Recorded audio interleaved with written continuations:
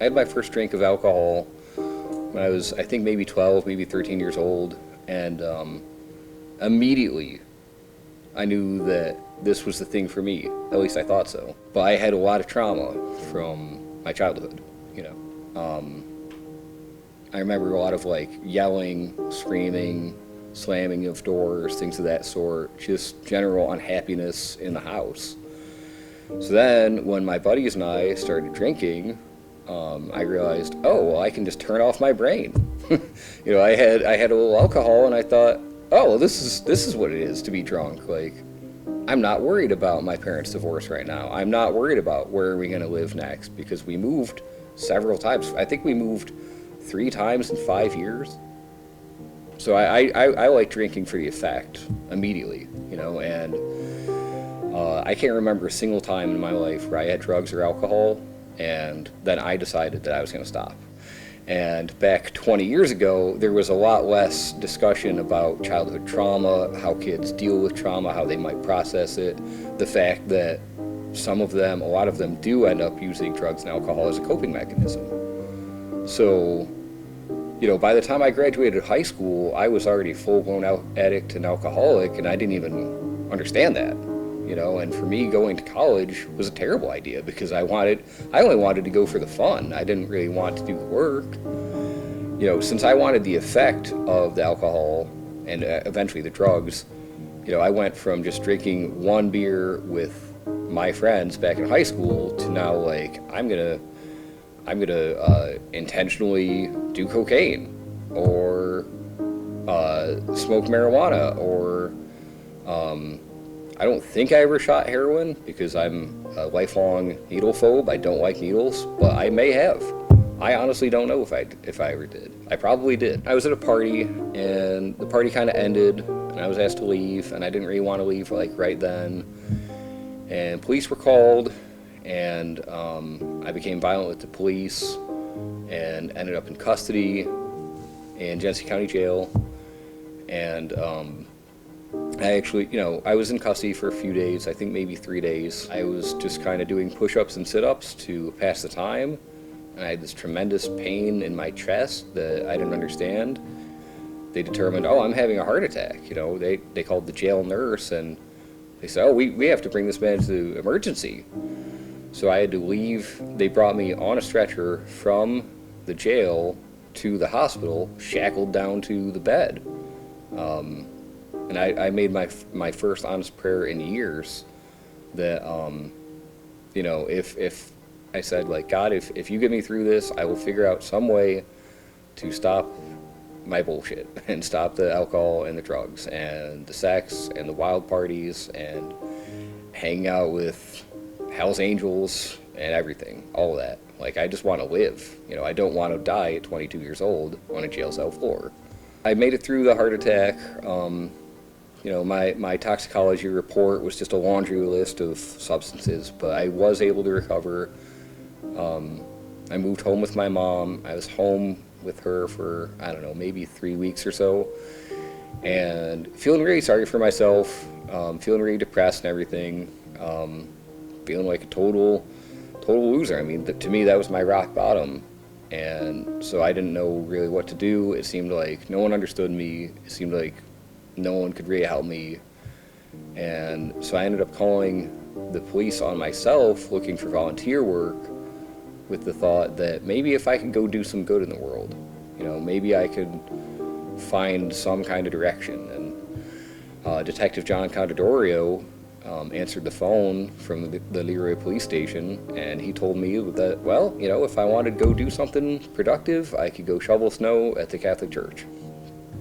And so I had to get up at like 5 in the morning and go outside the Catholic Church right on Lake Street, right in Leroy. And I met a priest named Brother Matthew, and he said, "Are you Justin?" And I said, "Yep." And he said, "Here's a shovel." So at about 7 in the morning, right before Mass, we went into the basement of the church, and the priest asked, "Well, why are you here?" And I said, "What do you mean?" He said, "Well, usually when Detective Condodorio calls and he has a worker for me, there's usually a reason. Are you on parole? Are you on probation?" And I said, I just need some help because I almost killed myself in jail with drugs, and I don't want to do this anymore. I want to try and get my life back into some kind of shape, at least as much as I can, and I'm terribly addicted and I don't know what to do. And the priest said that he knew someone that was in the congregation who hadn't had a drink in 15 years. And if I wanted, he would happily be the middleman between myself and that parishioner. And I said, sure, because if this person hasn't had a drink in 15 years, clearly their life is better than mine right now. And they see if they're a good and healthy and safe person, all right, yeah, I'll meet them. The next day, myself, the congregant, and the priest went out for lunch, which was very nice. And I agreed to go with that person on a Saturday to my first AA meeting and in Morganville, New York. And, I figured, well, I don't know really anything about AA. I just know it exists. But I'm willing to give it a shot because what I've been doing clearly isn't working. My life is a total mess. And I met a gentleman outside the meeting named Ben who shook my hand and asked me if I was a garden variety drunk or was I special, and I said, I'm special, and he said, you're not special. And the old, hot-blooded, fiery version of myself, for a second I thought, like, I should maybe punch at this man almost, or because I still had a lot of pride, a lot of ego, just looking for a reason to get into any kind of conflict. But I checked myself, and I thought, well, this man is trying to be nice to me, so I should check my ego and just admit defeat, basically, which is one of the rare times in my life that I've admitted defeat. And so when the gentleman said that I'm not special, but I'm in the right place, and that I could please go inside and have some coffee, and we'd be starting the meeting soon.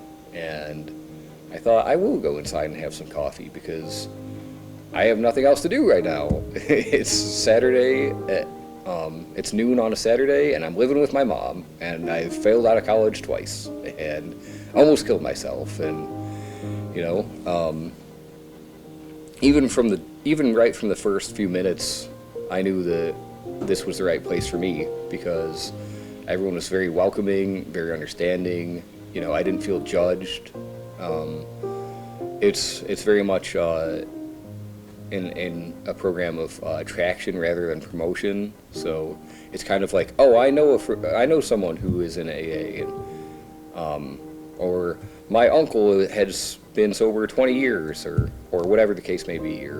And so, not every AA member advertises that they're in it, but I do because I think it's important. I was walking around the Lilac Festival this year with my mother, and another AA member saw my coin on my keychain and said, "Are you in AA?" I said, "Yeah." He said, "Oh, me too." And I think he had like 3 years or something for her. And I said, "That's wonderful because it's a day at a time program, and we're just trying to recover and make healthy choices today." And so it was nice. And I think that recovery, is possible for anyone. I really do, physically or mentally or spiritually or all of them, ideally. I feel closer to God now than I ever did, and believe me, I've been on some bad medicine. I've altered my consciousness in a variety of ways, but it's nice being able to be sober and still alter your consciousness and have it be for a positive reason. And now I intentionally go to jail every Monday at Orleans County to work with, through the reentry program and sit with gentlemen that are trying to change their lives. And, on the one hand, do I want to go to jail? No, I don't want to go to jail because most people don't want to go there or be in there. And especially since I've already been in there, it's not pleasant. But I talked about this with my AA sponsor and also like some members of my family. Why am I going, right? Why am I doing this thing? And the reason is to help the men that are in there. And because if my stance is that everyone deserves a chance at recovery. Well, if these gentlemen are incarcerated and have no support for recovery, then their chances of recidivism are a lot higher. And so if I'm able to be one of those supports for them, where I can go in and see them and talk with them for a few minutes and talk about life and my own experiences and compare and help them through with my experiences, including going through family court with my daughter's mother, then I will do that, absolutely, because it's beneficial for them. I took Latin in high school, and there was a phrase that I learned in high school that is still relevant, and it's cui bono, Q-U-I-B-O-N-O. It means who benefits. And so for me and for our clients, the benefit is that they know that I will come there and I will sit with them and I won't judge them. And for some of these men, that is all they have. I am the only resource that they have. And that makes me feel good, and I'm able to be that connection.